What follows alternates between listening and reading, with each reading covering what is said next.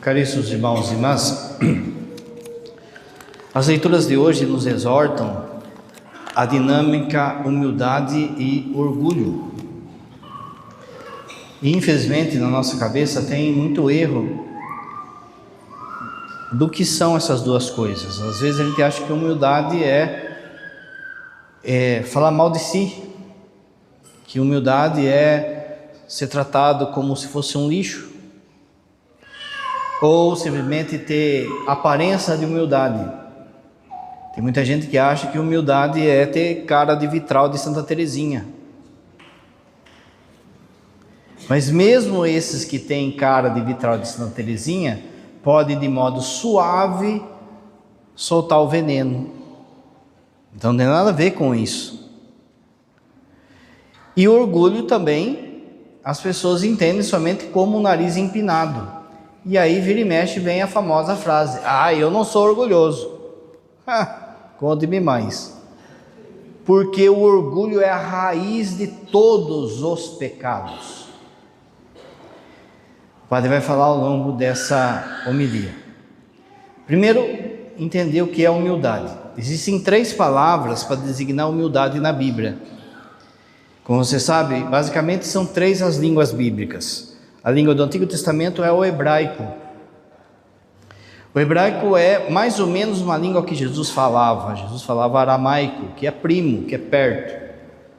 Mas a língua litúrgica do Antigo Testamento, e quando mesmo Jesus na sinagoga, quando ele falava, quando ele lia, era lido no hebraico. A primeira palavra que aparece é anav. Dessa palavra vem uma outra palavra importante que é os anauim. Anauim é os pobres do Senhor. Então, essa palavra no hebraico, de início, ela simbolizava uma classe social. Os pobres, aqueles que não têm de fato condições de ascensão social. É diferente da nossa sociedade. A nossa sociedade tem camadas, mas uma pessoa pode ascender de uma classe para outra. Ali não. O cara nascia pobre e vai morrer pobre. Esses anauim eram os pobres do Senhor. No Salmo aparece essa palavra no hebraico. Com carinho preparaste uma mesa para os anauim, para os pobres do Senhor. O que eram esses pobres? Eram aquelas pessoas que, de fato, como falou no Evangelho, os pobres, os coxos, os cegos, mas havia também uma turma que trabalhava. Mas o trabalho não era como o nosso, que você tem um tipo de segurança. Por mais que você ganhe pouco, que o salário no Brasil seja uma vergonha, mas ainda há uma segurança, você tem carteira de trabalho, você tem direitos aí como trabalhador. Os anauim não tinha contrato. Cada dia eles tinham que buscar o sustento do seu dia. Você vai lembrar da parábola que fala que um proprietário de terreno vai na praça contratar pessoas. Contrata pessoas às 8 da manhã, meio-dia, 15 horas e depois às 5 da tarde. Aquelas pessoas que ficavam nas praças esperando ser contratadas para aquele dia eram os anauim. Essa turma fazia o que dava. Então, por exemplo, quando a gente fala que José era carpinteiro e marceneiro, mas também era assim, o que pintava. Maria e José faziam parte dessa classe social, os anauim, os pobres de Javé. De forma que, quando você pega aquela parábola, às vezes a gente não entende, a gente parece que o patrão está sendo injusto. Deu uma moeda para o cara que trabalhou o dia inteiro, e depois o cara que trabalhou 1 hora deu uma moeda também. E você lembra que o pessoal reclamou. Mas ali tem uma bondade do patrão. O patrão, ele sabe que esses anauim, eles precisam de 1 moeda de prata para o sustento da família do dia. O sustento era do dia. A cada dia ele tinha que ganhar o sustento daquele dia. Então o patrão sabe que se ele der para o cara que trabalhou as 5 horas proporcional àquilo que ele trabalhou, a família dele não vai ter o que comer. Então, por bondade, ele dá uma moeda de prata também para ele. Tanto que a hora que questionam o cara, os funcionários das 8 da manhã questionam, o que o patrão responde? Você está com inveja porque eu estou sendo bom? Ele olhou a situação daquele que começou tarde a trabalhar e percebeu aquilo. Então, diferente às vezes do que a gente entende como classe social, como pobreza de classe social, que há muitos elementos diferentes nos dias de hoje, por injustiça social, por às vezes também a pessoa não se mexer, por benefícios que recebem por aí e a pessoa também não se move, por não querer também crescer. A pobreza ali no tempo de Jesus era algo ingessável, não tinha jeito de sair daquela situação. Eram desprezados pelo governo, eram desprezados pelos religiosos. Os religiosos falavam que eles estavam passando aquilo por culpa deles, ou culpa do pecado dos pais deles. Alguém tinha pecado para eles estarem assim. A segunda palavra, aí, o Novo Testamento foi escrito no grego porque era a língua universal, é como se fosse o inglês agora. Para que a mensagem ela espalhasse, foi decidido que os textos do Novo Testamento tinham que ser em grego, para que chegasse no mundo todo. O hebraico era uma língua só do país de Jesus. Então, no grego aparece uma outra palavra para designar humildade, e essa palavra faz com que o entendimento cresça. Como o padre disse, de início era só os pobres. A palavra no grego é tapeinos, daqui vem tapete, do nosso tapete. O que é isso então? Significa aquele que se rebaixa. Não entenda também esse tapeinos ou tapete como se fosse deixar que os outros pisem na gente. Não é isso. É aquele que se rebaixa, é aquele que tem dignidade e se rebaixa. Primeira leitura. Na medida em que fores grande, deverás praticar a humildade, o tapeinos. Você se inclina, você se rebaixa, e assim encontrará graça diante de Deus. No Novo Testamento tem o hino do rebaixamento de Cristo, na carta aos Filipenses, capítulo 2. Ele que era de condição divina, se esvaziou. A palavra que está lá, kenosis, se esvaziou. Mas aqui entra também como se fosse um tapeinos. Ele é grande, mas se rebaixa. Veja o texto da primeira leitura. Muitos são altaneiros, são grandes, são ilustres, mas não se rebaixam. É aos humildes, olha que palavra, é aos humildes, pense em Nossa Senhora, é aos humildes que Ele revela seus mistérios. Há um modo de você travar a graça de Deus na sua vida, sendo orgulhoso. O orgulho trava a ação de Deus na sua vida, não porque Ele te castiga, mas porque você fecha a porta. Para você acolher a graça, para você mudar, para você se converter, é preciso um tapeinos, é preciso você se humilhar, se rebaixar. De novo, aqui não é no sentido, por exemplo, de uma mulher que é pisada pelo marido, que é humilhada, não é isso. Mas você grande se faz pequeno. A terceira palavra é do latim, humus. O humus lembra terra, e daqui vem o nosso humildade. Se humus lembra terra, então lembra Adão e Eva. Da onde Deus criou Adão, do pó da terra. Então essa palavra designa assim, você está querendo crescer por quê? Você é pó. Lembra na quaresma? Tu és pó e ao pó retornarás. Disso tudo, dessas três palavras, aí os santos vão desenvolver a teologia da humildade. Uma que vai falar assim, uma coisa básica, simples para você guardar, é Santa Teresa. É simples de guardar. A humildade é a verdade. A humildade é a verdade. Antes, São Tomás falou algo mais elaborado. A humildade é saber quem você é diante de Deus e quem você é diante das pessoas. Uma coisa encontra com a outra. Porque se você sabe quem você é diante de Deus e sabe quem você é diante das pessoas, você encontrou a verdade. O que significa saber quem eu sou diante de Deus? Significa que eu sou criatura, o humus. Eu sou criatura, eu não sou Deus. Qual que é a proposta do diabo para Lúcifer? Sereis como deuses. Ah, é? Então vamos romper com Deus. Todo pecado nosso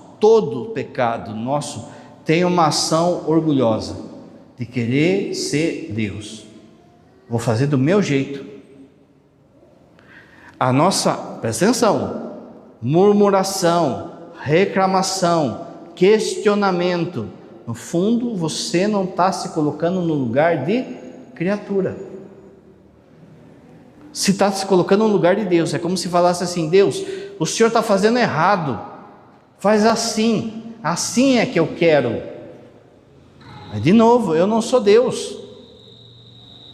É preciso eu aceitar a vontade de Deus na minha vida. Veja só, Lúcifer, depois o padre vai falar, que o padre vai dar um curso sobre os anjos aqui na paróquia. Lúcifer, ele se revolta justamente por conta disso. Ele não aceita que Deus opere a sua vontade. Deus, lá em Simão, aí vem os anjos. Dos anjos tem um que é o maior de todos, era o maior de todos, que é Lúcifer. O ser humano, os animais, os vegetais e assim por diante. Na ordem da natureza, os anjos são maiores do que nós. Porém, como Jesus, o Filho de Deus, se fez homem, na ordem da graça a gente pula para um estágio que nenhum anjo consegue. Lúcifer olhou aquilo e achou: não, está errado. Deus, quem fizer o curso, faz um teste com os anjos. Deus coloca o teste com os anjos, como os anjos são seres espirituais e inteligentes, o teste dos anjos foi uma pergunta: vocês estão dispostos a me servirem se eu me unir com uma das criaturas? Lúcifer pensou o quê? Olha, Deus não vai se unir com um cachorro, Deus não vai se unir com um alface, Deus não vai se unir com o ser humano, Deus vai ter que se unir com os melhores, que somos os anjos. Se ele vai se unir com os anjos, ele vai ter que se unir com o melhor, que sou eu. Então, se Deus vai se unir comigo, eu vou ser Deus. Baixa a sua bola. Na hora que Deus falou que ele ia se unir com o ser humano, a pessoa de Jesus Cristo, o Filho, o Verbo ia se fazer homem, revolta, se coloca no lugar de Deus. Assim não vou servir. Quando você, por exemplo, vem na missa, você está tendo sinais de humildade. Você está mostrando que Deus é Deus. Você está acolhendo que precisa dele. Você está acolhendo que ele que dá o mandamento. Há um mandamento para você vir na missa, então você vem. Mas além disso, quando você reza, quando você vem na missa, você está mostrando que você depende dele. Você não está sendo orgulhoso e achando que depende só de você. Saber quem Deus é, saber quem você é diante dele. Você é criatura, mas também você é filho dele. Saber quem eu sou diante das pessoas, ou seja, Deus deu missões a cada um, Deus deu virtudes a cada um, e você não pode negar isso. Infelizmente, a reforma protestante borrifou um monte de coisa na nossa cabeça, e a gente acha então que humildade é ser um lixo. Não é isso. A humildade é a verdade. De forma que o evangelho de hoje, sábado, não esse agora a gente já está celebrando no final de semana, mas de hoje da manhã era a parábola dos talentos, lembra? Um patrão deu 5 talentos para um, deu 3 para outro e deu 1 talento para um cara. Esse de 1 talento enterrou. Um talento, gente, não é uma moeda. Um talento era 30 quilos de ouro. Não é 30 gramas, 30 quilos de ouro. Na época de Jesus, daria 25 anos de trabalho. Pensa o seu salário aí. Se alguém chegasse para você e desse 25 anos do seu trabalho na sua mão, foi dado uma riqueza para aquela pessoa. Se você tem esse dinheirão, você fala assim, não, eu tenho que investir, eu vou multiplicar isso, O que o cara fez? Enterrou. Ainda fala para Deus assim, fala para o proprietário, que no fundo é um sinal de Deus, fala assim, eu fiquei com medo, porque eu ouvi falar que o senhor era ruim. Como é que alguém é ruim dando 30 quilos de ouro na mão do cara? Mas olha só, o que significa isso? Significa que no mínimo, Deus te deu 30 quilos de ouro na sua mão. No mínimo, Deus te deu um talento. Aqui não é uma virtude, um talento, 30 quilos de ouro, ou seja, a vida, a família, as suas capacidades, as suas virtudes, os seus dons. Quando as pessoas vêm no atendimento, é muito fácil as pessoas contarem os seus pecados. Aí de vez em quando o padre fala assim, olha, fala para mim 5 virtudes que você tem, 5 dons que você tem. Aí trava. Por quê? Porque a gente acha que humildade é se fazer como um lixo. Eu não consigo perceber que Deus me deu dons. Olha como é orgulhoso a frase. Olha a parábola que o padre falou. Aí a pessoa vem e fala assim, padre, eu não tenho dom nenhum. É o cara que enterrou talento, porque você acha que Deus não te deu talentos? Deu talentos, e assim, não é só talentos bíblicos, da igreja. Deus te deu talento. Um deu um talento de ser serralheiro, a outra de eletricista, a outra de ser engenheiro, a outra... é talento de Deus. Deus que deu, não é você que mereceu, é Ele que deu. Só que agora você tem que multiplicar isso. Como é a primeira coisa que você multiplica? Como é que você mostra humildade? Fazendo com que aquilo que Deus te deu sirva à igreja. Mas veja, a primeira igreja é a sua própria família. Então quando você, como bom engenheiro, trabalha, como bom pedreiro, como bom soldador, você vai lá e trabalha, é um dom de Deus, Deus que deu essa capacidade para você. Você ganha o seu salário, aquilo é para o bem da primeira igreja, que é a sua família. De forma que você tem que ser responsável e honesto diante daquilo que Deus te deu. Aí eu pego meu salário, gasto com bebida, gasto com prostituição, com motel, com isso, aquilo, outro. É um orgulhoso. Da mesma forma, quando eu sei exercer algo e percebo que as pessoas precisam da minha ação. Então, por exemplo, vamos supor que eu seja eletricista. De repente eu estou vendo que tem uma lâmpada aqui na igreja que vai cair na cabeça das pessoas. Mas a pessoa espera que o padre mande uma carta em 2 vias, autenticada pelo Papa. Vossa Excelência Reverendíssima poderia dar obséquio. Não, gente, Deus me deu esse dom. Eu preciso reverter também às pessoas, à comunidade, à igreja. É justo que você reverta para a sua família, e Deus quer isso, quer que você cresça. Mas também você precisa perceber as outras ondinhas. Sabe quando você joga pedra na água e faz ondinhas? A primeira ondinha é sua família, mas depois você tem que perceber nas outras ondinhas e fazer algo pelo outro. Não importa o que seja. Vou dar catequese, vou ajudar os pobres, vou fazer um plantão de advocacia, de direito aí para quem não pode, eu não sei. Mas você, de alguma forma, precisa reverter. Quem que deu o dom, por exemplo, de pescar a Pedro? Deus. Aí chega um dia, Jesus está passando, Pedro, preciso da sua barca. Eu preciso subir e pregar em cima da sua barca. Não, Senhor, eu vou descansar. É assim que as pessoas fazem quando não colocam seus dons a serviço. É assim que as pessoas fazem quando falam assim: mas eu não sei fazer nada. Você é um soberbo, porque você acha que no mundo inteiro, diante de todas as pessoas, Deus não deu um talento só para você. Ele deu talentos a todos. Reconhecer isso é sinal de humildade. Veja, você não é reconhecer para soberba, eu sou o cara, eu que sei fazer. É reconhecer para o serviço. Se você reconhecer aí 5 virtudes que você tem, gente, você já vai saber o mapa do que Deus quer na sua vida. Com 5 virtudes, você já sabe o que Deus quer para a sua vida. Ele dá o caminho. Eu não posso negar, por exemplo, veja, que Deus deu a capacidade e o dom de ensinar. Mas isso não é para mim. Olha, eu sou o cara, isso aqui. Isso tem que ser revertido a vocês. E se for para minha soberba, Deus corta. Se eu começar a ficar em frase, Ele vai cortar. Isso tem que reverter em benefício.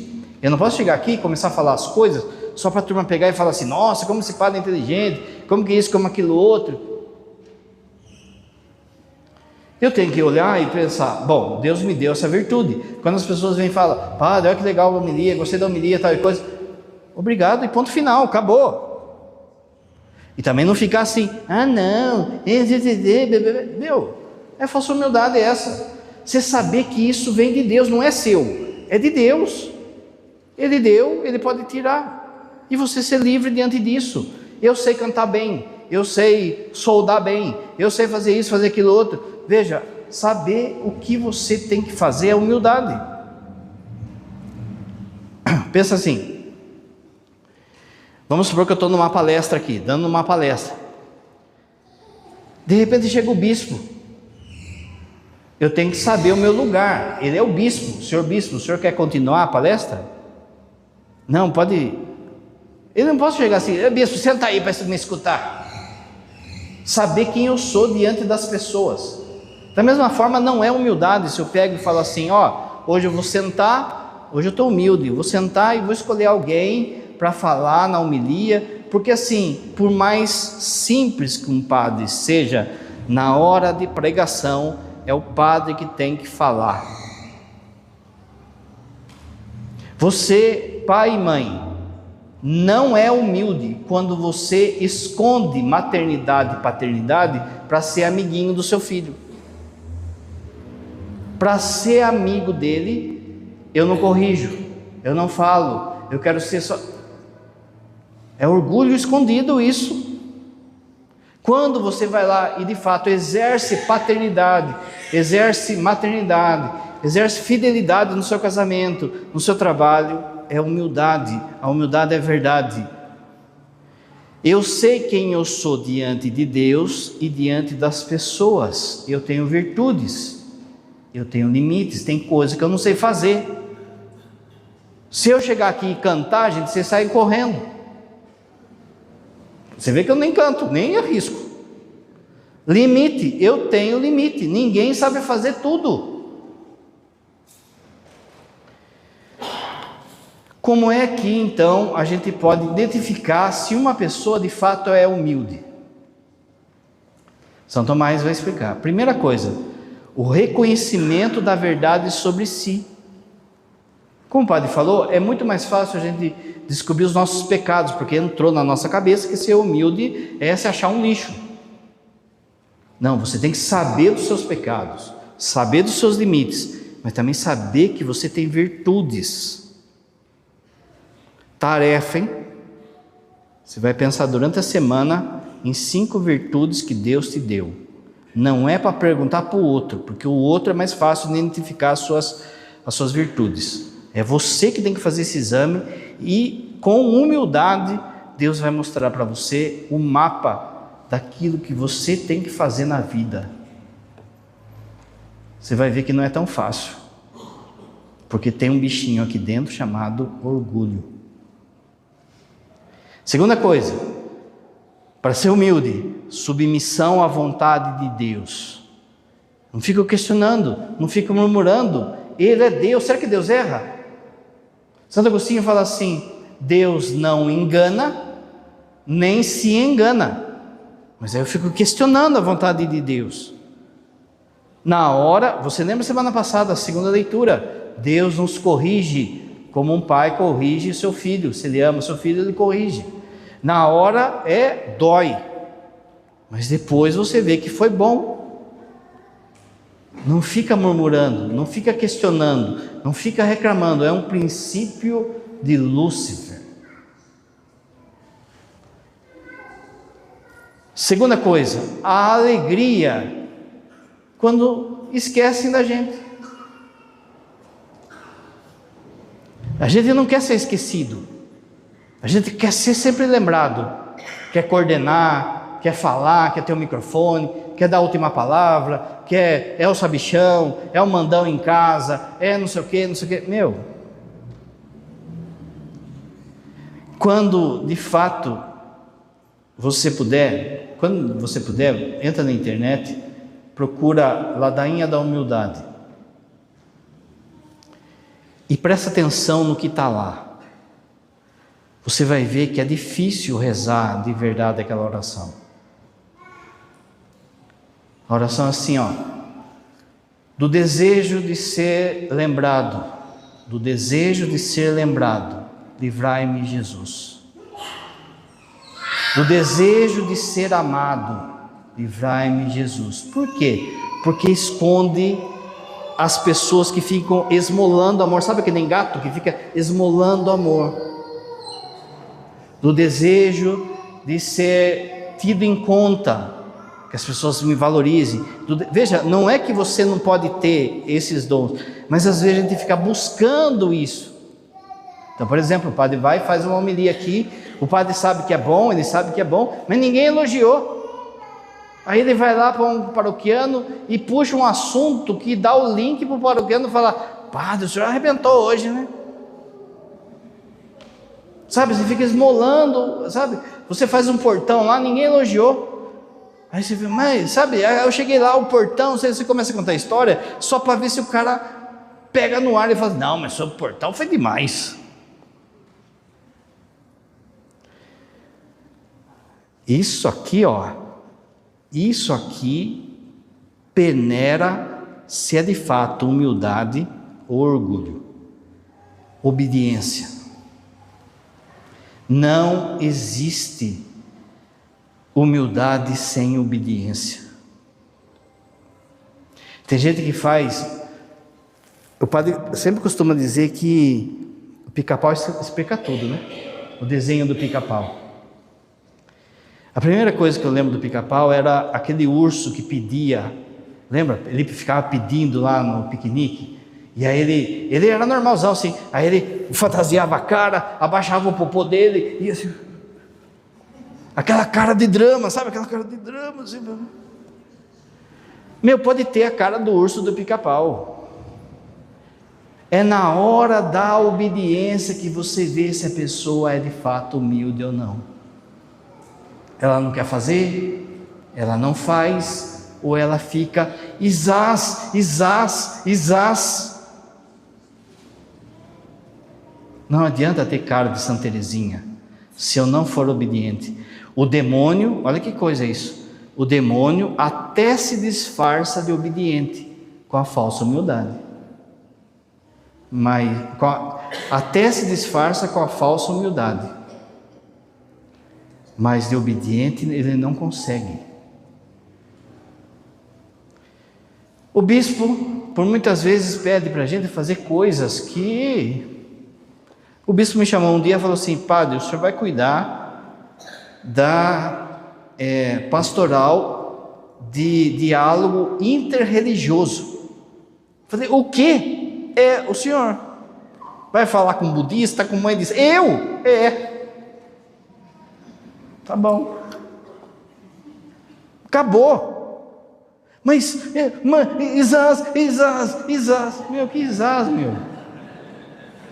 Lembra que o padre falou? Eu sei quem eu sou diante de Deus e diante das pessoas. Padre, vou trocar o senhor de paróquia. Padre, o senhor vai ter que fazer tal coisa no jornal, vai ter que escrever tal coisa no jornal. Padre, tem muita coisa que eu não quero fazer, gente. Mas é ele que é o bispo. Eu sei quem eu sou diante de Deus, e aí a gente só obedece. Obediência gera virtude. Desobediência tira o mérito. Santa Teresa d'Ávila, ela ficava a madrugada toda rezando. Só que ela dormia. Ela não conseguia. Chegava de manhã, as madres chegavam lá, ela estava roncando lá. Aí um dia a superiora dela falou: olha, você vai dormir. Você está fazendo uma penitência que você não consegue. Vai chegar e vai dormir. Eu quero você dormindo. Ela foi lá e obedeceu. No outro dia Jesus aparece para ela e fala: você nunca salvou tanto do que hoje, dormindo. São Bernardo, a gente acabou de celebrar São Bernardo. São Bernardo era um santão, gente, tipo Santo Antônio, assim, de milagre e tal. Quando ele morre, ele é de mosteiro. O mosteiro é em silêncio, tudo aquele silêncio. Só que quando ele morre, começa um monte de milagre. E aí o mosteiro não tinha mais sossego. Era peregrino toda hora, e milagre, não sei o que, papapá. O superior foi lá, ele morto. Pai Bernardo, em nome da santa obediência, eu peço que você pare de fazer milagre até a gente construir um lugar adequado para o seu corpo. E parou. Desobediência não dá fruto. Quer ver? A paz ao ser corrigido é outro sinal de orgulhoso. Isás, não aceito correção. Ou então na frente eu faço cara Santa Teresinha, mas depois eu fico falando no zap, falando: nossa, o padre me corrigiu, fulano me corrigiu. E veja só quanta gente que vem com aquele papinho assim: eu ia na igreja católica, mas aí o padre me corrigiu, não sei quem me corrigiu, eu não fui bem acolhido lá, e aí agora eu tô... Meu irmão, você quer ser bem acolhido, você contrata um buffet, né?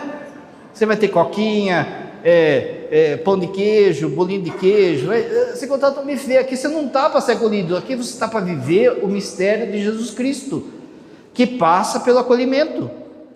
Mas você que é de igreja deve saber que estar na igreja não é engolir um sapo, é engolir o brejo inteiro, tem dia. Por causa do evangelho, você perdoa quem foi injusto com você, você aguenta, você suporta, você é corrigido. Tem dia que a sua cara vai no chão. Desapego da aparência ou da aprovação. Faço as coisas para aparecer, para ser insensado, para ser visto. Ou eu não consigo se alegrar com a vitória do outro. Presta atenção, que é muito mais fácil a gente apoiar quem está na mesma situação que a gente. Geralmente a gente fala assim que é amigo aquele que está nas horas difíceis. Mas mais ou menos. Porque na hora que está difícil, os dois, um olha para o outro e fala assim: olha, está ferrado mesmo, então vamos dar a mão aqui e chorar junto. Pica-pau de novo. Tem um episódio lá que eles vão num baile, ele e o Zé Corubu. Aí os dois ficam de zóio numa menininha lá. Aí eles ficam disputando o episódio inteiro. Quem vai ficar com a menininha? Aí chega no final, a menininha vai embora com o cantor. Lembra disso? E aí os dois sentam assim na guia da calçada, se abraçam, ficam chorando e cantando: quando você vai embora eu fico e choro. Na hora que está ferrado, aí a gente se une. Mas eu quero ver se você é amigo de uma pessoa na hora que ele subir e você ficar, ou ao contrário, você suportar o sucesso do outro,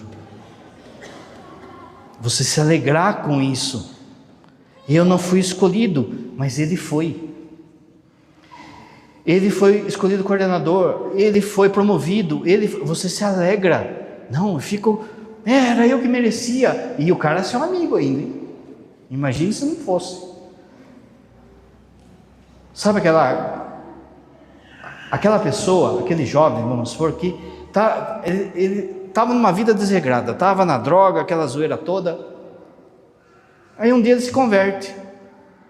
Ele vem na igreja, ele entra na pegada, ele começa a ler a Bíblia, e vem na missa todo dia, e tal e coisa, e vai no grupo de oração, e pá.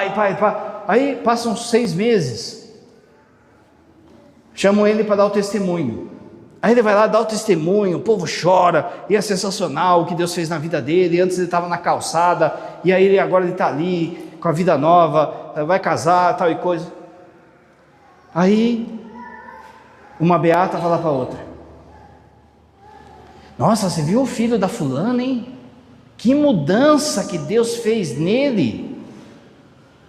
Aí a outra beata fala assim: foi bom, né?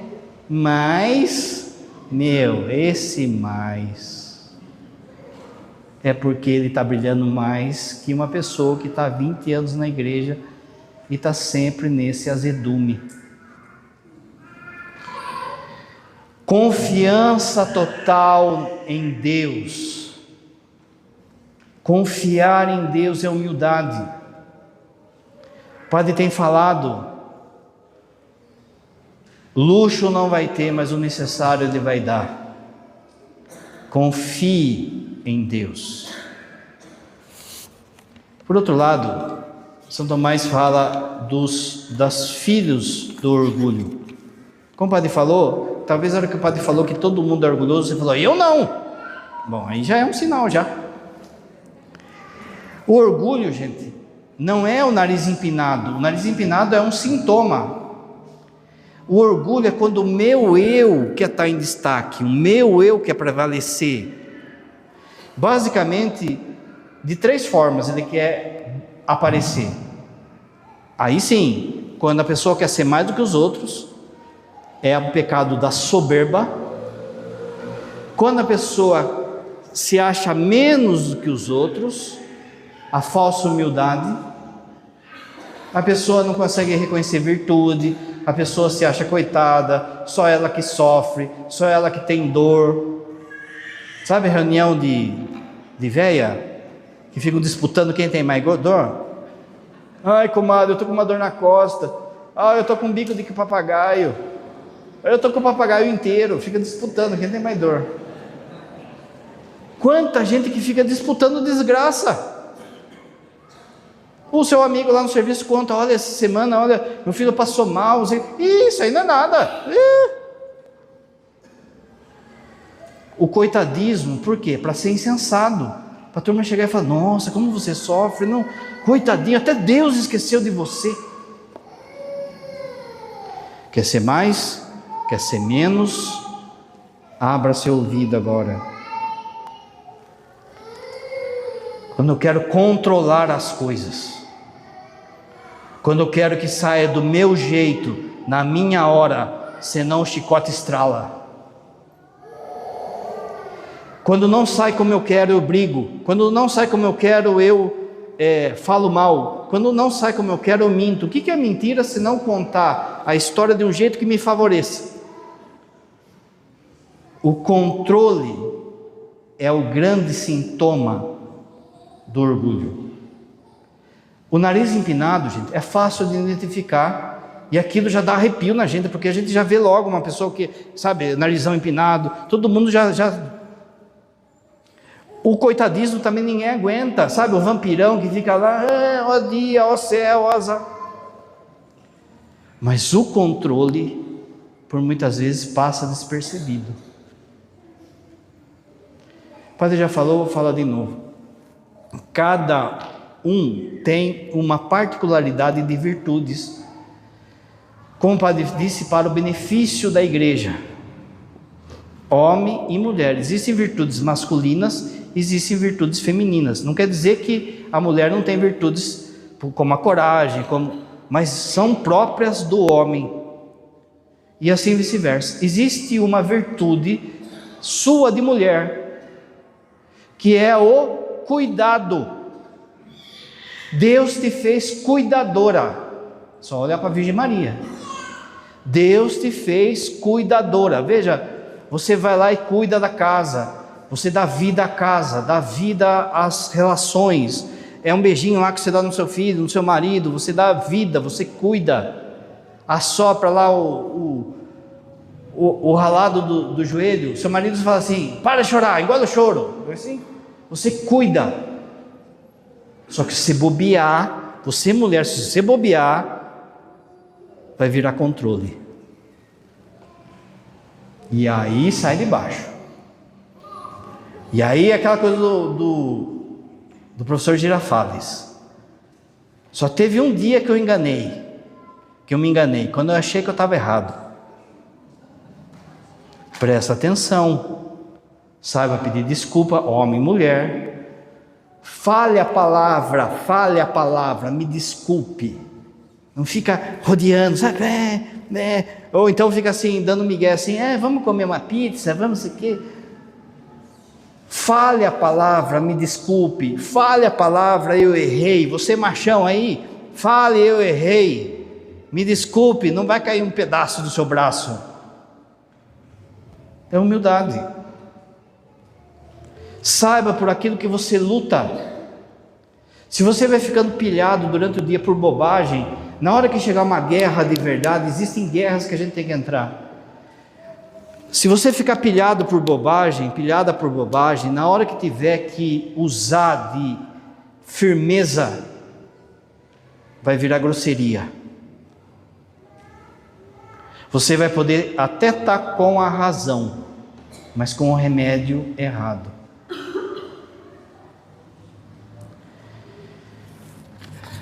Os filhos do orgulho, segundo São Tomás. O primeiro, a vanglória, desejo de aplauso, de admiração, desejo de ser admirado pelas pessoas. Em tempos de Facebook, de Instagram, né?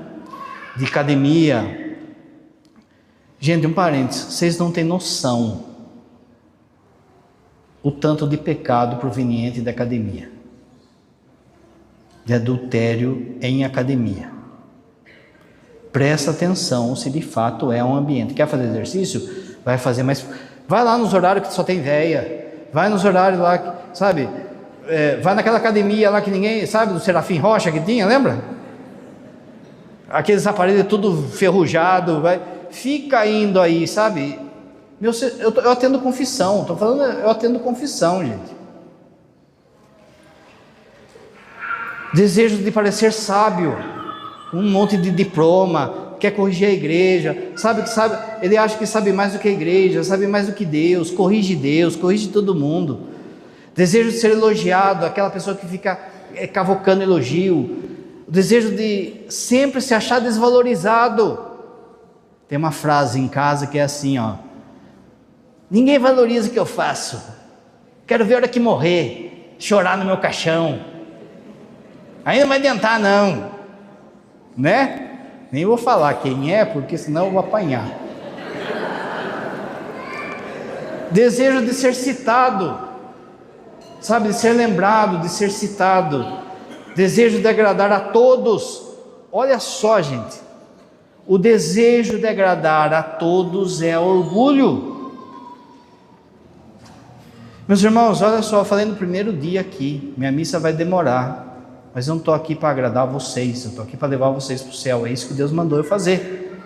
Então, antes de tudo, é agradar a Deus. Uma família em que o poder está equilibrado entre pais e filhos, essa família vai acabar. Os pais têm que ter mais autoridade do que os filhos, o padre tem que ter mais autoridade do que os leigos. Democracia demais é satânico. Existe a democracia, existe o sínodo. Você está vendo o padre falar, mas tem coisa que é o padre que vai ter que falar, nós vamos por aqui. Tem coisa que o pai com a mãe que vai ter que falar, vamos por aqui. Cachorro de muito dono morre de sede, fica um esperando o outro dar água. Aí eu não corrijo, não falo, porque eu quero ser bonzinho. São Tomás fala que ser bom é levar o outro para Deus. Se eu estou vendo o outro se perder e não corrijo, eu não estou sendo bom. Segundo, filho do orgulho, a ambição, desejo de poder, de coisas, de superioridade, desejo de ser mais importante do que todos, desejo de estar sempre provando o seu valor, seja da ordem material ou seja de ordem espiritual. A pessoa fica pensando assim: nossa, olha, tomara que manifeste um demônio lá na missa, que daí eu vou lá e com meu poder eu vou exorcizar, sai demônio, sai. Conte-me mais. Um dia São João Bosco estava lá cansado, chegou um discípulo, um seminarista, e falou assim: nossa, senhor Dom Bosco, por que o senhor está tão... Aí ele abriu o coração, né? Já estava quase morrendo, 3 anos que eu não dormia. O demônio chegava lá, batia nele, derrubava ele da cama, jogava pedra na cabeça dele, não conseguia dormir. Aí o seminarista: eu vou dormir com o senhor lá hoje, nós vamos expulsar esse demônio. Meu, o demônio deu uma roncadinha lá no telhado, o bichão já virou um pó. Orgulhoso. Se eu não for no grupo, o Espírito Santo não vem. Se não for eu que dei a catequese não vai andar. Desejo de controlar tudo, o padre já falou. Desejo da imagem que os outros vão ter de mim. Se liberte disso, gente. Se liberte disso. Mas aí, o que os outros vão pensar de mim? O importante é o que Deus vai pensar de você. Você não controla a boca da turma. Não controla. Isso de querer a imagem, é que nem vocês noivos, estão fazendo curso de noivos, fica esperto, viu? Festa de casamento, gente, é o seguinte: você gasta 500 mil e vai sair gente reclamando. Não tinha barquinho de maionese. Não é? Não vai agradar, você não vai agradar. Quando você fala algo, quando você ensina algo, já tem gente murmurando isso aqui. Mas se você está agradando a Deus, pronto. Desejo que o meu nome esteja em tudo. Eu tenho que fazer tudo. Tudo passa por mim. Desejo de ser o centro das atenções. Tudo isso também vale dentro de casa, gente. Terceira filha do orgulho, a presunção. Acreditar-se que é mais do que é.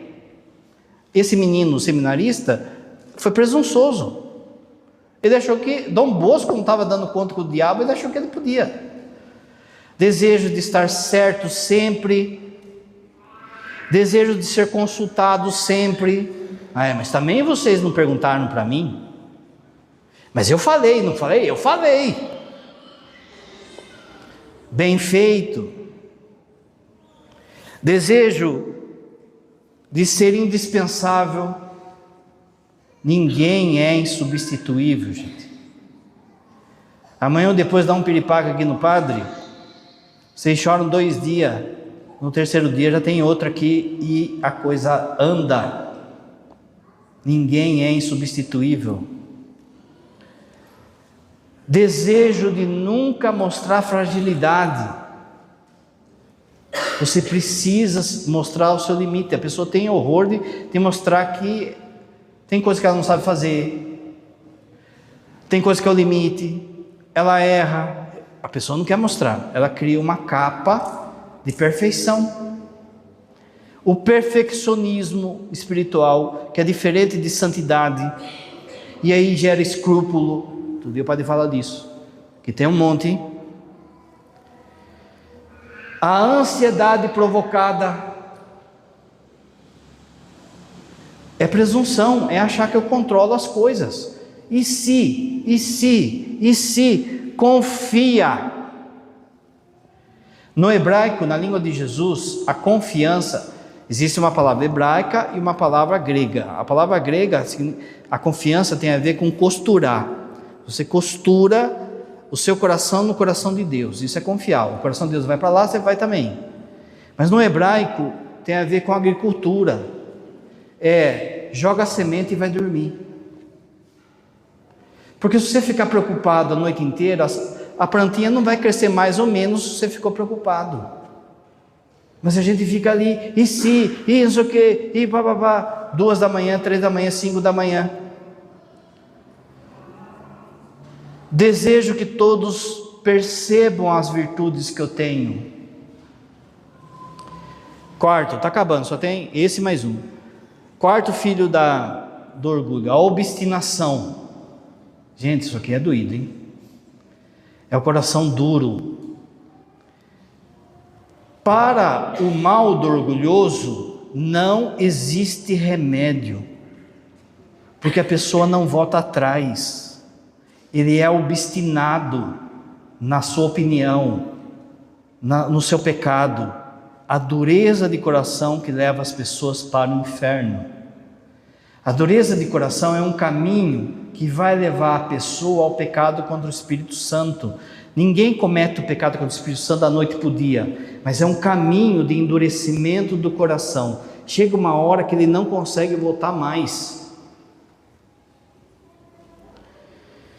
O desejo que meus conselhos sejam sempre seguidos, desejo que minhas decisões nunca sejam contrariadas, não deixar o outro falar, para não mostrar que eu estou errado. Em tempos de internet, né, discussão de internet, de política, medo de sair da zona de conforto. Deus está falando para você fazer algo, mas você está obstinado num pecado, não casa na igreja, não batiza o filho, não se lança numa pastoral para leitura, para canto, está ali, fixo, rígido. Desejo de manter minhas feridas como identidade. Deus está querendo curar a pessoa, mas a pessoa não quer, porque aquilo é um prêmio para ela. Ela quer sentir dor, ela quer sofrer, e ela quer que as pessoas vejam isso. Ela é obstinada na enfermidade, seja espiritual, seja corporal. Deus está dando a capacidade dela ser curada, e ela está lá na dureza de coração. Gente, vai para o inferno.